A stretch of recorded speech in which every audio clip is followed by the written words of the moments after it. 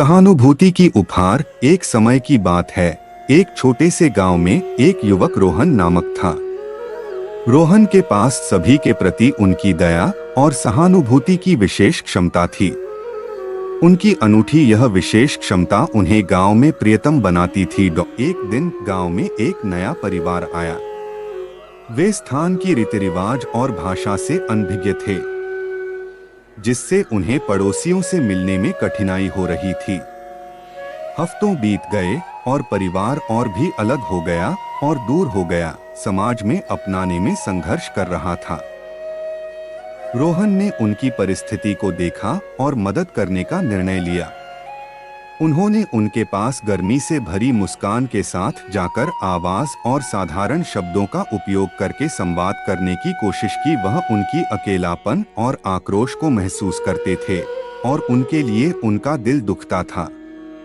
उन्होंने उन्हें अपने घर पर आमंत्रित किया, जहां उन्होंने एक साथ भोजन किया और हंसी मजाक की भाषा की बाधा के बावजूद।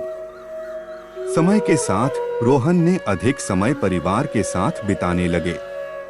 उन्होंने उन्हें स्थानीय भाषा सिखाई, उन्हें गांव की रीति रिवाज समझाई और उन्हें अन्य गांव वालों से मिलवाया। उनकी बलगमता से, उनकी संघर्षों की गहरी भावनाओं को समझने से परिवार समुदाय के करीब आ गया। एक शाम सूरज पहाड़ियों के पीछे संध्या होने लगी। परिवार के प्रमुख ने रोहन के पास आंसुओं में आंखों में आए। उन्होंने कहा, रोहन, तुम्हारी दया ने हमारे जीवन को बदल दिया है। जब हम यहाँ आए, हम खो गए और अकेले महसूस करते थे, लेकिन तुमने हमें सहानुभूति की शक्ति दिखाई और अब हम महसूस करते हैं कि हम सम्मिलित हैं।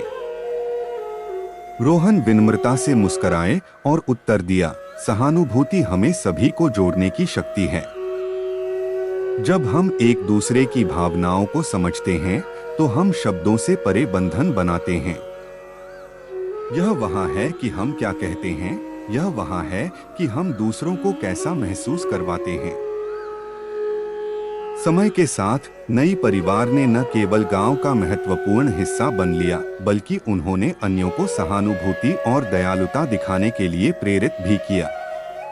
रोहन के सादगीपूर्ण संवाद और उनकी इस क्षमता की वजह से, जिनसे वह उनकी भावनाओं को महसूस करते थे, ने समूचे समुदाय की बंधनों को मजबूती दिलाई और गांव को दया, समझदारी और एकता का स्थान बना दिया। कहानी का मोरल, सहानुभूति में गांव को बांटने, संबंध बनाने और व्यक्तियों और समुदायों में सकारात्मक परिवर्तन लाने की शक्ति होती है।